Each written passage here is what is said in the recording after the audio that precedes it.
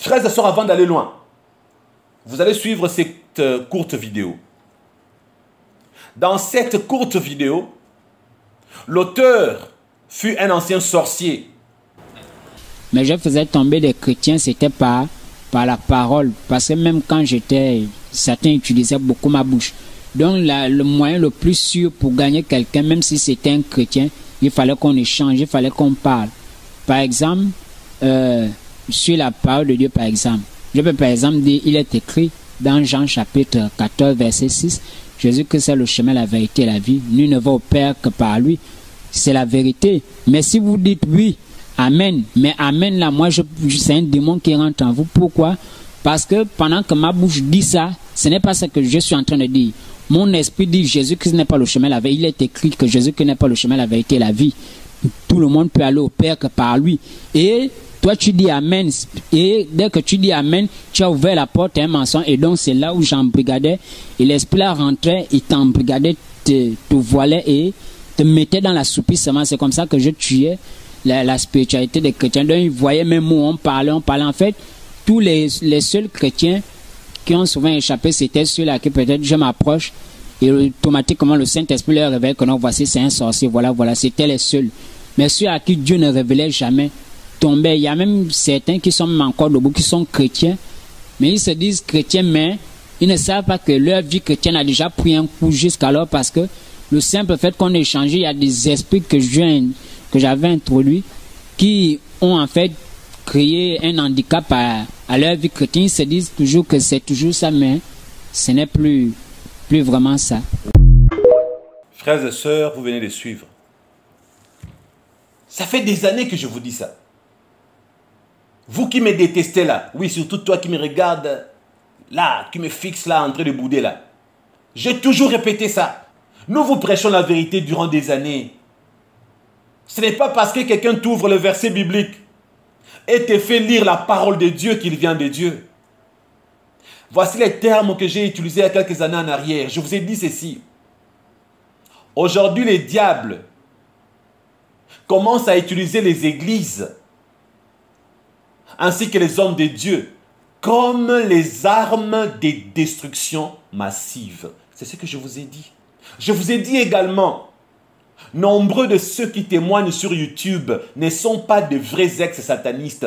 Ils sont toujours avec Satan. Je vous ai même donné le nom pour notre Congo. Je vous ai dit, voici les noms des ex-satanistes crédibles. Ça fait plus de 30 ans qu'ils ont témoigné et n'ont jamais changé de version de leur témoignage. Ils ont arrêté de témoigner pour servir Dieu. Nous avons Bakaji Kamwana Nkuba. Nous avons Lisungi Mbula. Et dans cette liste, vous pouvez ajouter Maman Domitil, je crois. C'est plus là où elle est. En dehors de ces 3 noms que je vous ai cités, je peux ajouter un autre nom. Mathieu Badjoko. Malheureusement pour lui, il ne m'en voudra pas. Je parlais avec lui dernièrement et il connaît ce que je lui reproche. Il s'est converti. Il donne un vrai témoignage sans mentir. Mais il y a un problème avec lui. Je lui avais dit, mets de l'ordre dans ta vie spirituelle et tu seras puissant. En dehors de ces 4-là, les autres ne veulent même pas entendre parler qu'on leur reproche leur péché. Il y en a qui se sont mariés, qui se sont remariés, qui se sont remariés. De la même manière, ils témoignent, ils retémoignent, ils retémoignent, ils se marient, ils se remarient, ils se remarient. Ils volent de l'argent, ils sont dans le mensonge, mais ils ouvrent la Bible pour vous prêcher. Et vous pensez que non, comme ils ouvrent la Bible, ils parlent avec sagesse. Non, même la ruse s'est fait passer pour une sagesse. C'est quoi la ruse? J'utilise des belles paroles pour te draguer, toi jeune fille. C'est pour coucher avec toi. Derrière mes belles paroles, toi tu ne sauras pas que c'est la ruse. Tu vas tellement me croire. C'est comme ça que font les hommes. Regardez Satan quand il a parlé à Ève. Oh, quelle douceur dans la parole du serpent. Qu'est-ce que Satan n'a pas dit au Dieu? Vous inquiétez pas Ève. Dieu est là que vous voyez. Il sait que le jour où vous en mangerez, tout ce qui est doux n'est pas sagesse. Tout celui qui parle lentement, avec modulation de fréquence dans la voix, avec des yeux pétillants et étincelants, avec une connaissance aiguisée et abasourdissante, n'est pas forcément un vrai serviteur de Dieu. Tout celui qui est convaincant, avec un art oratoire, ce n'est pas forcément un vrai serviteur de Dieu. Oh, lui, il a tout fait chez Satan. Magie noire, magie blanche, magie chocolat. Oh, lui, il a tout connu. Il connaît tout. Lui, quand il témoigne, il connaît tout. C'est ça même la ruse. Et il ouvre la parole de Dieu. Or, pendant qu'il est en train de lire pour vous Jean 3,16, tous ces faux serviteurs de Dieu, les pasteurs sorciers, les évangélistes magiciens, les apôtres vaudous, tout le faux là, le sorcier, le serviteur de Satan, ils savent qu'aujourd'hui, en Afrique, les gens commencent à se méfier des marabouts. Ils commencent à se méfier de voyants, se méfier de féticheurs. Ils se sont transformés en pasteurs. Ils se sont transformés en ex-satanistes. Ils se sont transformés en tout ce qui est biblique. Ils sont devenus des bibliques. Alors, il prendra pour toi Jean 3,16. Il va te faire lire ce que Jean 3,16 dit. Car Dieu a tant aimé le monde. Pendant qu'il lit de sa bouche, car Dieu a tant aimé le monde, son esprit est en train de dire, car Satan a tant haï le monde. Comment est-ce possible? Je vais vous expliquer. Ce que vous n'avez jamais compris, votre bouche peut dire une chose et votre esprit dit le contraire. Regardez les militaires dans l'armée, puisque moi j'ai fait aussi l'armée. Le chef arrive, il insulte le chef. Et quand le chef a entendu quelqu'un l'insulter, il dit, mais vous là, qui m'a insulté? Tout le monde dit, non, mon général, personne ne vous a insulté. Tu vois qu'il dit là-bas, mon général, vous êtes les meilleurs de tous. Là, mais dans son cœur, vous êtes un imbécile dans son cœur. Parce que ce que vous êtes censé comprendre est ceci. La parole de Dieu, c'est la seule puissance qui peut séparer l'âme et l'esprit. C'est ce que la Bible dit. Jointure et moelle, ça signifie quoi? Quand la parole de Dieu est utilisée, elle distingue quand est-ce que c'est l'âme, quand est-ce que c'est l'esprit. Quand est-ce que c'est le corps. Voilà pourquoi nous sommes tripartites, trichotomie. Nous sommes des esprits, nous possédons des âmes, nous habitons dans des corps humains. Maintenant, pendant que je vous parle, je peux penser à autre chose, pas vrai? Pendant que même vous m'écoutez, commencez à parler. Commencez à me critiquer avec votre bouche, par exemple, ou à me féliciter. Au même moment où vous parlez, votre esprit est en train de parler aussi, n'est-ce pas? Donc, en fait, vous êtes en train de parler double. Nous avons cette capacité en nous de parler par la bouche et de parler à l'intérieur. Qui parle à l'intérieur? C'est votre esprit. Vous comprenez? C'est votre esprit. Donc, nous avons cette capacité de parler double. Tu dis autre chose, tu penses autre chose. Les pensées, c'est quoi? C'est la voix de ton esprit. Ton esprit est en train de s'exprimer. C'est ce qu'on appelle l'homme intérieur. Donc, si je suis un faux serviteur de Dieu, je serai en train de lire « Car Dieu a tant haï le monde », c'est mon esprit qui communique. Et puis je continue. « Afin que quiconque croit en lui ne périsse point mais qu'il ait la vie éternelle. Afin que quiconque qui est trompé par Satan tombe dans le piège et soit possédé. » Et quand je termine, tu dis « Amen ». En fait, c'est ton esprit qui vient de croire en moi. Tu as placé ta confiance en moi. Ton esprit a cru à ce que j'ai dit. Et ta bouche a dit « Amen ». Et ce que ton esprit a accepté, c'est là où tu as ouvert la porte. Et là, on t'envoie des démons. Avez-vous compris? Parce que comprenez bien, quand un homme de Dieu te parle, ce n'est pas à toi qu'il parle. La preuve, qu'est-ce que nous vous disons? Nous vous disons que nous sommes là pour sauver vos âmes. On dit ceci, un évangéliste est un gagneur d'âmes. Oh, je suis là pour ton salut.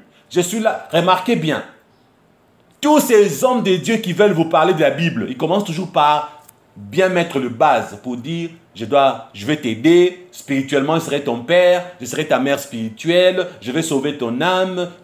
Là, il est en train de te préparer pour te dire ceci, je ne m'adresserai pas à ton corps. C'est à ton homme intérieur que je serai en train de m'adresser. Ce que sa bouche sera en train de dire, sera ce qui est écrit dans la Bible. Ce que son esprit sera en train de te communiquer, sera ce que Satan lui a donné. Et quand tu dis Amen, tu reçois la malédiction, tu reçois les démons. Avez-vous compris? voyez, même le jeune homme a témoigné, mais il ne vous a pas expliqué, il n'a pas décortiqué. Pourquoi? C'est là où vous avez besoin des pasteurs. Eux, ils ont l'expérience par rapport à ce qu'ils ont vécu, par rapport à ce qu'ils ont réalisé, ce qu'ils ont fait. Mais ils n'ont pas la connaissance que nous avons. Alors arrêtez aujourd'hui de faire une confusion. De croire que tout ex-sataniste est un pasteur. Tout ex-sorcier est un pasteur. Tout ex-démon, je ne sais pas ex-qui. Ces gens, parfois, ils n'ont pas eu le temps d'être encadrés ni formés. Et d'autres même se sont réellement convertis. Mais par leur témoignage, ils vous envoient dans les séjours de mort. Parce que ce n'est pas la connaissance de la parole de Dieu. Faites attention. Nombreux, après leur mort, ils vont se retrouver perdus. À cause de croire les ex, le sataniste, machin, les pasteurs, sorciers, marabouts. C'est dangereux aujourd'hui. Je répète. La Bible parle de Satan qui a son royaume. Commencez par réfléchir. Il a menti les démons qui étaient encore des anges. À peine menti, une guerre éclate au ciel. C'est même pas Dieu qui a combattu contre Satan. Il a demandé à l'archange Michael, chef de l'armée, de livrer bataille contre Lucifer et ses démons, ses anges déchus. Il y a eu bagarre. Et il a perdu, chassé du ciel. Arrivé sur terre, il a un royaume composé des anges déchus. C'est un royaume. Un royaume de désolation. Un royaume déchu. Dépourvu de la sainteté de Dieu. Loin de la présence de Dieu. Les ténèbres de dehors. Là où Dieu n'a rien créé.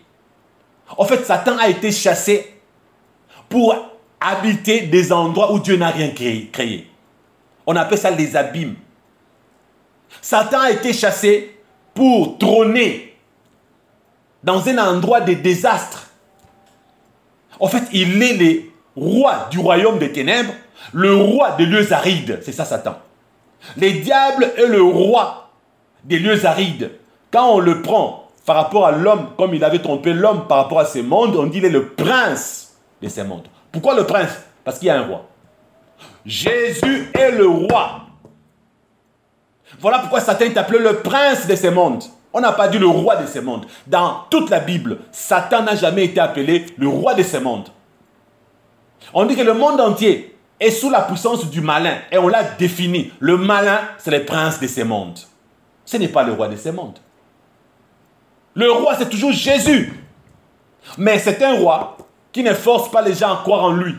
Ceux qui refusent, on les appelle les païens. Ils restent en train de servir le prince de ces mondes. Un royaume beau, avec des immeubles, des gratte-ciel, Satan n'en a pas. Si vous croyez que Satan en a, vous êtes en train d'insulter Dieu, parce que dans toute la Bible, il n'y a qu'un seul créateur. Un seul créateur. Même Satan est une créature. Il a été créé par Dieu. Aux créatures a été donné le pouvoir d'inventer et non de créer. Il n'y a qu'un seul créateur, Dieu. Si Satan était créateur, il allait créer toute une armée des anges, une armée des myriades et des myriades d'anges, ou alors comme il est déjà Satan, il allait créer une armée de myriades de démons pour aller combattre Dieu. Il allait créer tellement plus que Dieu, ça allait pousser Dieu à créer aussi. Il allait avoir une concurrence entre Dieu et Satan. Dieu crée, Satan crée. Dieu crée, Satan crée. Comme ça, ils se battent. Il a été chassé du ciel avec un tiers. Il a toujours un tiers jusqu'à aujourd'hui. Parce qu'il n'est pas créateur. Il ne peut pas créer. Dieu n'a jamais donné le secret de la création à ses créatures. Créer un monde avec les rivières, avec le volcan, même dans le monde spirituel, il n'existe que ce que Dieu a créé, dit la parole de Dieu. Maintenant, vous allez me poser la question, mais il s'assoit où? Mais je vous ai dit, il y a beaucoup d'adresses en dehors de la lumière divine, dans les ténèbres du dehors, tous partout où Dieu, lorsqu'il a chassé Satan, Dieu ne l'a pas envoyé dans le néant. Il a chassé en l'envoyant dans un lieu précis. Mais quand le diable Vous lisez l'Apocalypse, ne confondez pas l'Apocalypse quand le dragon est descendu. Ça, ce sont les expressions que vous aurez plus tard, si Dieu le permet. Apocalypse ne raconte pas les faits de façon chronologique. C'est beaucoup imagé. Il y a beaucoup d'énigmes à décortiquer. Donc Dieu n'a pas chassé Satan en disant « Va sur la terre ». C'est écrit nulle part. Parce qu'il est esprit. Notre monde ici est visible. Ceux qui ont dit non, Satan était tombé sur la terre, c'est pourquoi il y a eu, boum, les dinosaures ont disparu. Comment un esprit qui tombe dans une dimension humaine va-t-il détruire les dinosaures? Parce que Satan, c'est un esprit. Vous voyez? Les démons peuvent circuler là, vous ne le verrez pas. Comme un démon en tombant sur terre, il va faire détruire un arbre. Donc il n'y a pas de cohérence. Et il est le roi du monde des ténèbres. Il est le roi des lieux arides. Voilà pourquoi les démons, quand il est chassé, il va dans des lieux arides au pluriel. Plusieurs lieux arides, il y en a plusieurs. Il n'y en a pas qu'un seul. Et les démons cherchent quoi? Du repos. Parce que même lorsqu'il rentrera vers Satan, Satan va le gronder, même le blâmer, même le frapper. Alors rentre là-bas, va posséder quelqu'un. Nous sommes là pour le détruire. Mais qu'est-ce que Satan fait comme les démons connaissent la vérité, qu'il n'y a rien, il n'y a que les lieux arides. Aux satanistes qui sont au service de Satan, il va leur montrer un merveilleux monde. Satan s'est fabriqué, il a le pouvoir, mais il ne s'est pas créé. Il va fabriquer, il fabrique les immeubles, il fabrique des trucs. Il te fait, voilà mon royaume, c'est beau, hein. Ah, c'est beau, hein. Oh, quelle belle villa. Oh, quel beau building. Oh, c'est gratte-ciel, il te montre. Ça, c'est mon monde. On appelle ça le monde podomonion. Le monde podomonion. Et le monde poutou-poutou. Et puis le monde Dracamania. Il te fait voir 80 mondes à lui, tellement beau, avec des choses belles. Ah, waouh! Il y en a quelqu'un qui m'a dit, un sataniste m'a dit, Satan nous avait appris à créer par le pouvoir de la pensée. Waouh! Dieu, il crée par la parole, mais Satan vous apprend à créer par le pouvoir de la pensée. Donc il est plus fort que Dieu. Même Dieu, la Bible dit qu'il a créé par la parole.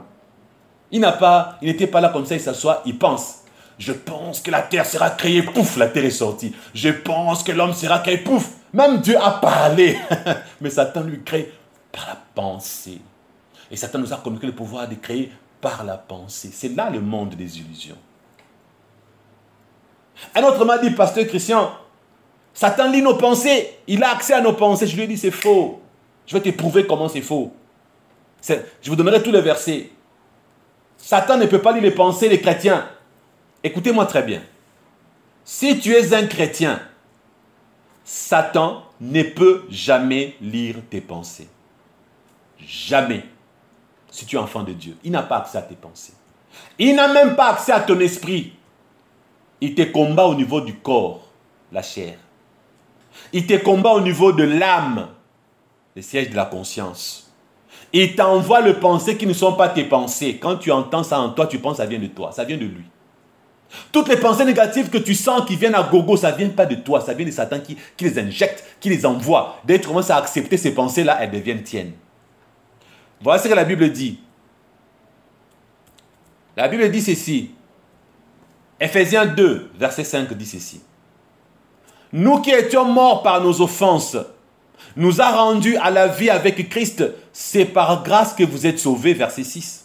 Et nous a ressuscités ensemble. Ça, c'est qui? Le Père de Jésus. Notre Dieu, le Père Céleste, nous a ressuscités ensemble. Imaginez quand Jésus ressuscitait là-bas, tu ressuscitais avec lui. Parce que le jour où tu as reçu Jésus, même c'était hier, automatiquement, Dieu rebobine les temps, il t'envoie dans le passé et te fait ressusciter avec Christ. C'est par la foi que tu comprends qu'une fois chrétien, tu es ressuscité ensemble avec Jésus. Pourquoi? Pour t'asseoir dans le lieu céleste à la droite du Père.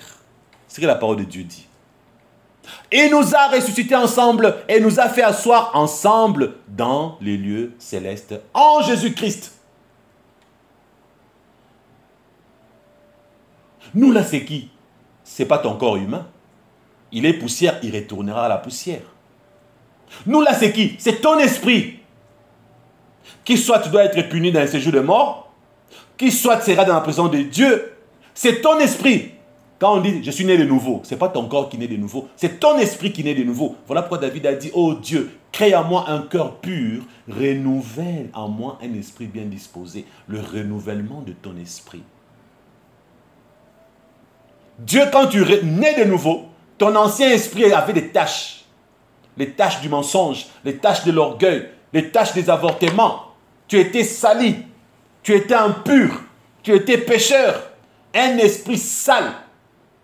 Quand tu reçois Jésus comme Seigneur Sauveur, ton esprit devient automatiquement renouvelé, lavé par le sang de Jésus. Plus de taches de l'impudicité. Désormais, tu es un saint. De position, à cause de ta foi en Jésus et de ta repentance et de l'abandon du péché et de la crainte de Dieu. C'est ainsi que ton esprit est assis avec Dieu. Ton esprit est assis avec Jésus ensemble dans le lieu céleste, à la droite du Père. Tu as compris? Comment le diable aura-t-il accès à ton esprit alors qu'il n'a pas droit, il n'a pas accès là? Il a été chassé, ce n'est plus sa demeure. Comment arrive-t-il à te suivre jusque là-bas pour aller lire tes pensées? Il ne peut pas. Maintenant écoutez, si tu es païen, tu n'es pas enfant de Dieu. Est-ce que ton esprit est renouvelé? Non. Ton esprit est toujours teinté de saleté, le péché, l'orgueil, le mensonge. Tu n'es pas assis avec Jésus à la droite de Dieu. Alors toi, païen, comme ton esprit n'est pas protégé, Satan peut lire tes pensées parce que tu lui appartiens. Celui qui n'appartient pas à Dieu appartient à Satan. Ton esprit est un esprit errant. N'importe qui peut voir ton esprit, gifler ton esprit, taper ton esprit, faire propos même sur ton esprit. On fait de ton esprit tout ce qu'on veut. Voilà pourquoi ils peuvent avoir accès à tes pensées. Maintenant, autre chose.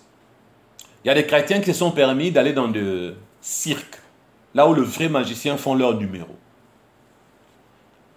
Comme je viens de vous expliquer, dans les libres arbitres, les satanistes travaillent à la recherche de ta liberté, à la recherche de ton libre arbitre pour avoir accès à ton esprit. Maintenant, tu as un magicien qui te dit, regarde-moi, tu le regardes. C'est parce qu'il veut t'hypnotiser. Ou si tu ne dis pas, regarde-moi, il dit, écoute-moi. C'est ton esprit, il cherche ton esprit. Écoute-moi, il cherche ton esprit. Il te dit, tu m'écoutes, n'est-ce pas? Pense à quelque chose. Le fait que tu viens d'obéir dans ton cœur. Lui, il parle à ton esprit en utilisant tes oreilles humaines. Maintenant, dans ton cœur, tu viens d'accepter ce qu'il a dit. Tu as ouvert une brèche au niveau de l'esprit. Ça veut dire que tu as mis ton esprit à sa disposition. Tu crées une brèche. Si tu étais enfant de Dieu, ton esprit va quitter le royaume des cieux. Bouf! Automatiquement, reviens sur terre. Ton ignorance. C'est par la ruse que Ève a été trompée, n'est-ce pas? On lui avait menti. Elle a été trompée. C'est comme ça qu'on vous trompe aussi. En ce moment, tu ne sais pas que tu viens de retirer ton esprit de la présence de Dieu.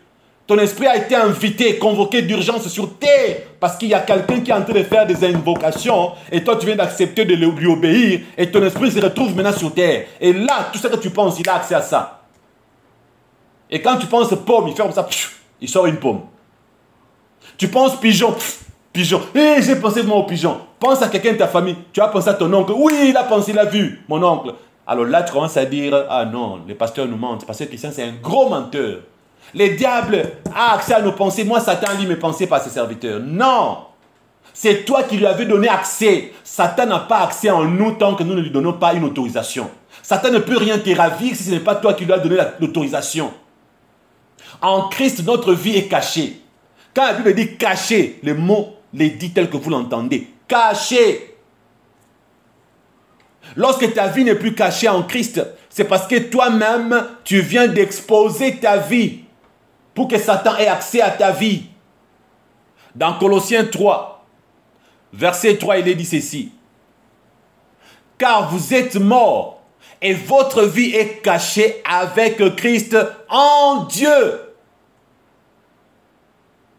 Notre vie est cachée avec Christ en Dieu, notre vie entière. Comment une vie cachée? peut-elle être dévoilée par le monde des ténèbres? Comment une vie cachée peut être détectée? C'est là où je pose une question. Avec cet enseignement de voler les étoiles. Ils vont voler mes étoiles. Ils vont vous voler vos étoiles. Chrétiens, faites attention. Ce sont des bobards. Ce sont des mensonges, des faux enseignements. Le vol des étoiles n'existe pas.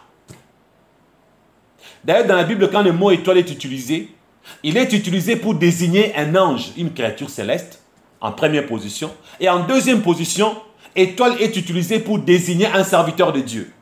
Si nous prenons dans l'Apocalypse toujours, quand Satan a été chassé, on parle des étoiles. Il a fui, il est parti avec un tiers des étoiles célestes. Il s'agit des anges. Lorsque Dieu a parlé à Joseph, il lui a montré la lune, le soleil et les étoiles. Les étoiles, c'était ses frères. Lorsque Dieu a dit écrit à l'ange de l'église d'Éphèse, l'ange qui est représenté par l'étoile, là, ce n'était pas l'ange, c'était un humain. Frères et sœurs, le vol des étoiles, autrement dit, une étoile égale les bénédictions que Dieu a prévues pour toi, une étoile égale tes bénédictions. On peut te voler ces choses, c'est faux. Un enfant de Dieu, sa vie est cachée en Christ. Comment une vie cachée? Cette vie, ça veut dire que Dieu a prévu de me bénir dans 3 ans. C'est une vie cachée. Ma vie entière, de ma nouvelle naissance à ma mort, elle est cachée. Tout ce que Satan connaît de moi, peut-être c'est mon passé. Dès l'instant où tu donnes ta vie à Christ, jusqu'à ta mort, Satan ne connaît rien de ta vie. Il ne sait même pas combien de véhicules tu auras, combien d'enfants tu auras. Il ne connaît rien. Ta vie est cachée en Christ. Qu'est-ce qu'il peut voler? Ce qui est caché. Peut-on voler ce qui est caché? Pas par un humain, par un Dieu. Et où est-ce qu'il a caché ça? Là, dans son royaume. Il a caché ça où? À sa droite. En Jésus, nous sommes là à sa droite. Comment Satan va aller? Mais pour que Satan arrive à entrer là où il y a le trône de Dieu, il faut qu'il détrône d'abord Dieu de son pouvoir pour avoir accès à nous. Vous voyez que ça ne tient pas debout. Les vols des étoiles, on vous ment pour vous soutirer l'argent. Derrière cet enseignement de vol des étoiles, qu'est-ce qu'il y a? Donnez les dîmes, donnez les offrandes, bâtissez les hôtels. Il y a quoi là-dedans? Achetez les livres, l'hysope, les sels, on vous envoie ça par DHL. Mon frère, ma soeur, personne ne peut voler soi-disant ton étoile. Ce sont de faux enseignements. Ta vie est cachée en Christ. Tu es assis à la droite de Dieu avec Jésus. Écoutez, la Bible dit ceci par David. C'était d'abord prophétique par rapport à l'Ancien Testament. Le Seigneur dit à mon Seigneur, autrement dit, le Père dit à son Fils, Jésus, assieds-toi à ma droite jusqu'à ce que je fasse de tes ennemis ton marchepied. Satan est le marchepied de Jésus. Il lui marche dessus. Nous marcherons sur les serpents et les scorpions. Parce que nous aussi, nous sommes assis avec Christ à la droite de Dieu. Nous marchons sur la mort. Nous marchons sur la défaite. Nous marchons sur l'échec. Rien ne pourra nous nuire. Dit la parole de Dieu. Tu as peur de quoi? Tu as peur de quoi? La Bible te donne toutes les assurances possibles. Mais regarde les témoignages. Ça te fait peur. Tu commences à jeûner 41 jours pour que Dieu te bénisse. Tu es en train de chercher des choses qui t'appartiennent déjà en Jésus. Tu le cherches maintenant par la prière. Quel genre de prière? Tu pries mal. Le faux pasteur, comme je vous ai dit, ils utilisent les versets bibliques. Ils utilisent la Bible. Mais ce qu'ils vous lisent là, ce n'est pas ce qu'ils viennent d'eux. Ils ont la Bible renversée. Ils pensent ce que Satan leur donne, ils lisent ce qui est écrit. Vous savez, frères et sœurs, dans Luc, chapitre 10, verset 19, il est dit ceci. Voici, je vous ai donné le pouvoir de marcher sur les serpents. Ce n'est pas moi qui l'ai dit. Pourquoi tu as reçu le pouvoir de marcher sur les serpents au pluriel? Satan, c'est le serpent ancien, le gros serpent. Il a aussi des petits serpents, le faux pasteur, le faux évangéliste, le sorcier, les démons, tout ça, ce sont les serpents. Le faux ex-sataniste, ce sont des serpents. Le pouvoir de marcher sur les serpents et les scorpions. Ça, c'est la hiérarchie du diable. Les serpents, les scorpions, virgule. Et sur toute la puissance de l'ennemi. Toutes, sans exception. Si vous croyez qu'il a la puissance d'enlever ton étoile, la Bible dit tu as la puissance, donc il a le pouvoir de marcher sur toute sa puissance. Toi qui crois qu'ils ont le pouvoir de t'arracher ton étoile, tes bénédictions. Écoute, la Bible dit tu as reçu l'autorisation de marcher sur eux et sur toute la puissance de Satan, virgule, point virgule, pardon, et rien ne pourra te nuire. Rien. Ça, c'est la parole de Dieu. Elle est plus forte que les déclarations, les témoignages des ex-satanistes. Ça, c'est la parole de Dieu. Elle est plus puissante que les belles paroles des témoignages des ex-satanistes, que les belles paroles d'un pasteur quelconque. Ça, c'est la parole de Dieu. Rien ne pourra te nuire. Est-ce qu'il y a mieux que ça, frères et sœurs? Est-ce qu'il y a mieux que ce que la Bible dit, frères et sœurs?